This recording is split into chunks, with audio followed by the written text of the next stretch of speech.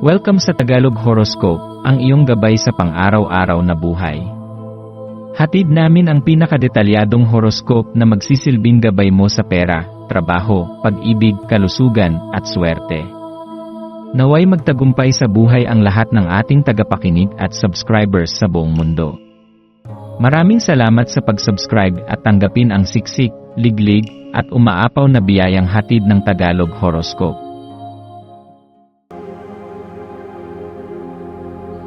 Ito ang iyong pang-araw-araw na horoscope para sa Cancer, para sa Marso 2025. Sa araw na ito, maaaring maramdaman mo ang isang banayad na pagbabago sa iyong kalooban, isang hindi maipaliwanag na pakiramdam na tila may bagong enerhiya na bumabalot sa iyong pagkatao. Hindi ito isang matinding pagbabagong agad mong mapapansin, kundi isang marahang pagdaloy ng enerhiya na parang isang alon sa dagat, unti-unti, ngunit may malalim na epekto sa iyong isipan at damdamin. Maaari itong magsimula bilang isang simpleng pakiramdam ng pagninilay, isang sandali ng pagtatanong sa iyong sarili kung nasa tamang landas ka, o isang biglaang pagnanais na huminto at pagmasdan ang mga bagay sa iyong paligid. Sa puntong ito ng iyong paglalakbay, mayroong isang mahalagang pagbabagong nagaganap sa loob mo, isang uri ng pagsilang ng bagong kamalayan o mas malalim na pangunawa sa iyong sarili, at sa mundo sa iyong paligid. Dahil ang buwan ay bumibisita sa iyong tanda, mas lalong lumalakas ang iyong likas na pagiging sensitibo at konektado sa iyong damdamin.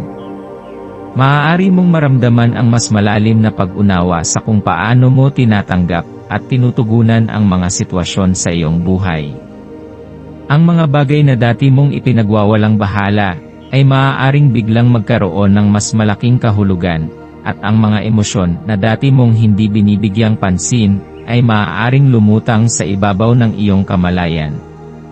Ito ay isang pambihirang pagkakataon, upang tunay na yakapin ang iyong natatanging kakayahan bilang isang Cancer, isang taong may pusong puno ng pagmamahal, isang taong handang magbigay ng suporta at init sa mga mahal sa buhay, at isang taong may likas na kakayahang magdulot ng kaginhawaan sa iba.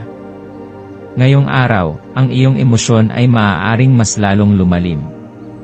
Ang mga simpleng pakiramdam ay maaaring lumakas, at ang mga hindi mo pinapansin noon ay maaaring hindi mo na maikaila ngayon. Maaari mong maramdaman ang mas matinding koneksyon sa mga taong malapit sa iyo, maging sa iyong pamilya, mga kaibigan, o espesyal na tao sa iyong buhay. Ito ay isang pagkakataon upang mas lalo mong pahalagahan ang mga ugnayan na bumubuo sa iyong mundo, ang mga koneksyong nagbibigay sa iyo ng inspirasyon at lakas upang ipagpatuloy ang iyong landas. Hindi mo kailangang hanapin ang pagmamahal o suporta sa malalayong lugar. Madalas, ito ay nasa harapan mo na, nasa mga taong patuloy na nananatili sa iyong tabi sa kabila ng lahat. Yakapin ang katotohanang ang iyong damdamin ay hindi kahinaan, kundi isang malakas na instrumento upang mas lalo mong maunawaan ang iyong sarili at ang iba. Sa gitna ng iyong araw, maaaring mapansin mo ang ilang saglit ng kawalang interes o pagkabagot, isang tila hindi maipaliwanag na pakiramdam na parang may kulang o may bumabagabag sa iyo. Maaaring maramdaman mo ito habang ginagawa ang iyong pang-araw-araw na gawain, habang nakatingin sa malayo, o habang nag-iisa sa isang tahimik na sulok.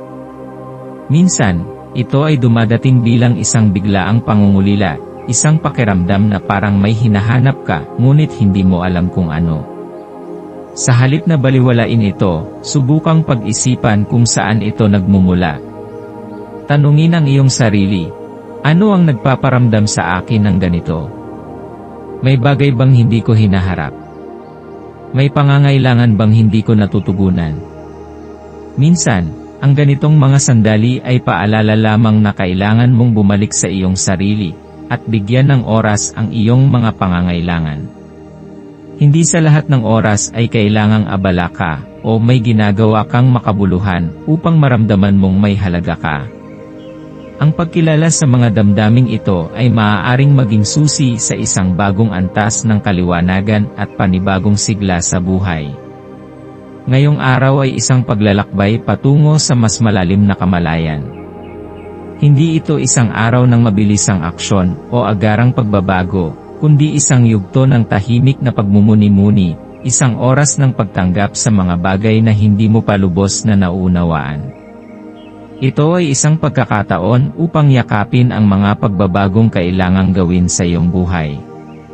Maaari itong mga hulugan ng simpleng desisyon, tulad ng pagbabago sa iyong pang-araw-araw na gawain, o maaaring isang mas malaking hakbang patungo sa bagong direksyon. Ano man ito, tandaan na ikaw ay may kakayahang kontrolin ang iyong sariling kapalaran. Walang ibang makakapagsabi sa iyo kung ano ang tama kundi ang sarili mong puso at intuisyon. Ang araw na ito ay isang paalala na hindi ka kailangang manatili sa parehong estado magpakailanman. Lahat ng bagay ay may pagbabago, at ang pagbabago ay isang hindi maiiwasang bahagi ng ating pag-unlad. Upang mapanatili ang balanse sa iyong emosyon, subukang maglaan ng oras para sa mga gawain na nagbibigay sa iyo ng kapanatagan. Ang paggawa ng mga bagay na nagpaparamdam sa iyo ng seguridad at kasiyahan, tulad ng pagluluto ng masarap na pagkain o pag-aalaga ng halaman, ay makakatulong upang mapanatili ang iyong pakiramdam ng koneksyon sa iyong sarili. Ang simpleng gawain tulad ng paghahanda ng isang mainit na tasa ng tsaa o pag-upo sa tahimik na sulok ng iyong tahanan ay maaaring magdala ng di inaasahang ligaya. Minsan, ang kasiyahan ay hindi matatagpuan sa malalaking bagay kundi sa maliliit at simpleng sandali ng buhay. Ang isang tahimik na lakad sa labas, ang pagdama ng hangin sa iyong balat, o ang panonood ng paglubog ng araw ay maaaring makapagbigay sa iyo ng kapayapaan na hindi mo natatagpuan sa abala mong araw. Sa pagtatapos ng araw, maaaring maramdaman mo ang mas malakas na koneksyon sa iyong sarili at sa mundo sa iyong paligid.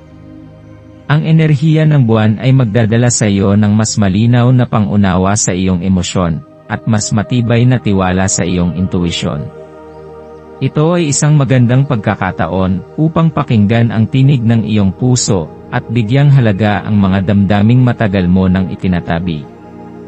Huwag mong takasan ang iyong damdamin, yakapin ito, unawain ito, at gamitin ito bilang gabay sa iyong susunod na hakbang.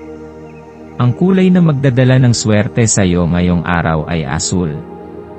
Ang kulay na ito ay sumisimbolo ng kapayapaan, katiwasayan, at espiritual na lalim. Hindi lamang ito isang kulay, kundi isang enerhiya na maaaring magbigay sa iyo ng lakas at kalmado. Kung nais mong maramdaman ang positibong enerhiya sa buong araw, subukan mong magsuot ng damit na may kulay asul o gamitin ito sa iyong paligid. Ang kulay na ito ay makakatulong upang mapanatili ang iyong emosyonal na balanse at kalmado sa gitna ng anumang pagsubok. Ang iyong maswerteng mga numero ay 2, 8, 17, 25, at 36. Ang mga numerong ito ay nagdadala ng enerhiya ng kasiglahan, proteksyon, at emosyonal na kapanatagan.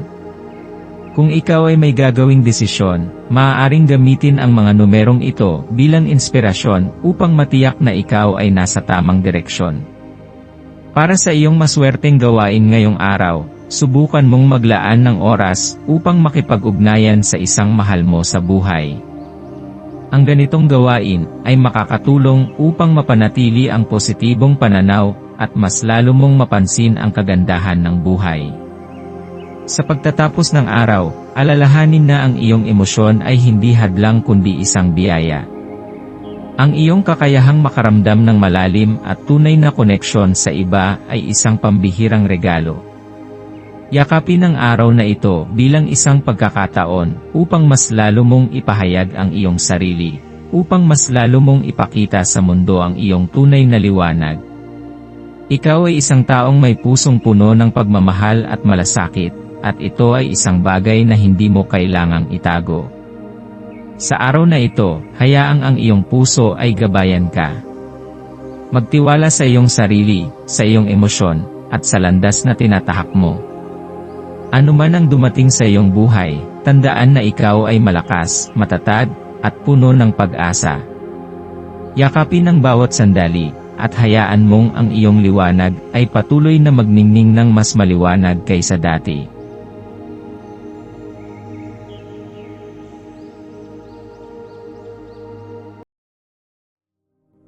Tayo ay magkaroon ng kaunting sandali upang ipagdasal ang lahat ng mga dalangin ng ating mga subscribers, na sana'y matamo nila ang kanilang mga pinapangarap sa buhay, magandang trabaho, mabuting kalusugan, payapa at masayang pamumuhay, at siksik, liglig at umaapaw na biyaya at kayamanan. Ipinagdarasal namin ng mataimtim ang lahat ng mga komento sa nakaraang video, at hinihiling namin, Panginoon, na pagpalain mo ang ating mga subscribers ng masayang buhay sa mundong ibabaw. Maraming salamat po. Maaari kayong mag-subscribe sa aming channel na Daily Prayer, kung saan nag-a-upload kami ng pang-araw-araw na Catholic Gospel readings, reflections, at daily rosary reading para sa lahat ng misteryo ng araw. Tulungan ninyo kaming buuin ang community na ito at mag-subscribe na. Ang link ay nasa description box. Maraming salamat sa panonood ng iyong horoscope ngayon araw. Naway gabayan ka ng mga bituin sa iyong landas. Huwag kalimutang mag-like, share, at subscribe para sa iba pang cosmic na kaalaman. Hanggang sa muli, manatiling konektado sa universo.